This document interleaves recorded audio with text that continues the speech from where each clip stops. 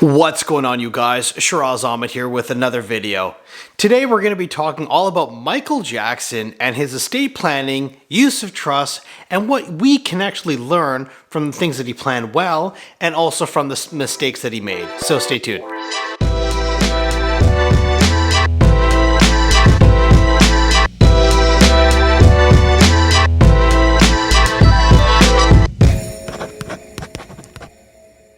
Alright, welcome back, you guys. In today's video, we're going to be discussing some estate and trust strategies, and we'll be using Michael Jackson's estate as an example of some things that you should or frankly shouldn't do. Now, Michael Jackson died unexpectedly in June of 2009, leaving behind 3 minor children. And when he passed away, Michael Jackson had a net worth of $236.6 million, which included assets like the Neverland Ranch and his share in ATV Music, which included the rights to almost all the Beatles songs, for example. Now, your estate might not hold anything quite as expensive, but you can at least still learn from what happened to Michael and ultimately what happened to his estate and trust after his death. Now, Michael Jackson had a valid will at the time that he died, and it was only actually 5 pages long. The reason why it was so short is that it simply provides for the remaining value of the estate to be transferred into the Jackson Family Trust. Now, this 21-page trust document would normally be private and only viewable to those named in the documents, but likely due to the popularity of Michael Jackson and the interest in his estate, this document was eventually leaked to the press and is available for public viewing. Now, the trust document has provisions to provide for both his mother and his children that he left behind. The first 20% of the estate goes to children's charities. The remaining amount is actually split 50-50 between his mother, Catherine, and his 3 children, Prince, Paris, and Blanket. There are provisions in the children's trusts that each child will receive 1/3 of the remaining trust principal outright at 30, and another 1/2 outright at 35, and then the remaining balance at 40. Now, in addition, the co-trustees were given the discretion to accelerate the principal distributions if a child is in need of funds, for example, to buy a home or to start a family or a business.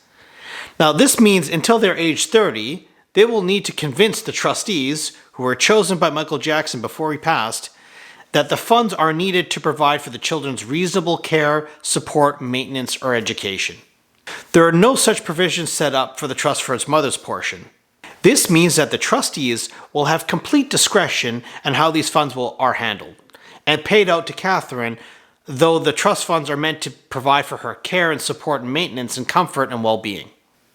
Now, one source we found claims that Catherine will receive about $86,804 a month from the trust for the rest of her life. Now, when Catherine eventually passes away, anything left in the trust will end up passing to the 3 children. Now, a lot of people seem mistakenly believe that Michael Jackson died without a will, or that, potential allegations of wrongdoing had drained the value of his estate. But actually, his will and estate process was fairly well thought out and planned in advance, and provided for both his children and his mother. There are a couple things that he may want to have considered doing differently, though. One of the main benefits of being a beneficiary of a trust as opposed to owning those same assets outright is that you actually don't own the assets. The trust does. This means that if you were ever sued or got divorced or even went bankrupt, anything that was held in the trust will end up being excluded, since it's technically not even yours. And even this goes as far as if you are receiving income from the trust as well. Because of these provisions that were set out, Michael's children will receive money out of the trust with 50% of the total value being paid out when they turn about 30 years old. This opens them up to the possibility of losing the money throughout either spending the principal, lawsuits, or even through personal bankruptcy or divorce. If one of his children were to get divorced after receiving the inheritance, there is a good chance that that child could lose a significant portion of that money to their ex-spouse. And that's unlikely what Michael Jackson would have wanted to have happen with the funds that he set aside. Now, Michael could have also opted to put everything into a living trust during his lifetime. This would keep everything out of probate court, which is not only a lengthy and costly process, it's also public, meaning that everyone can see who is getting what.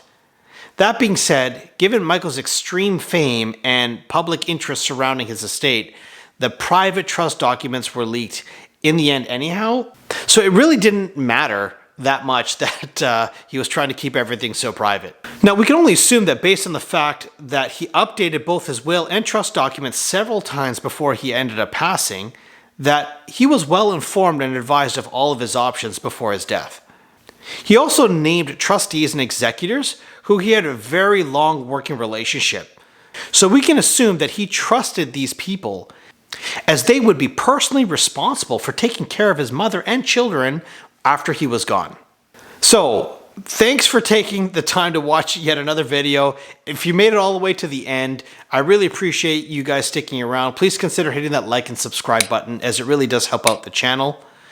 Hopefully, this video gave you some insight on how celebrities can use things like wills and trusts for not only planning purposes, but also expressly to keep things private, especially of what they own.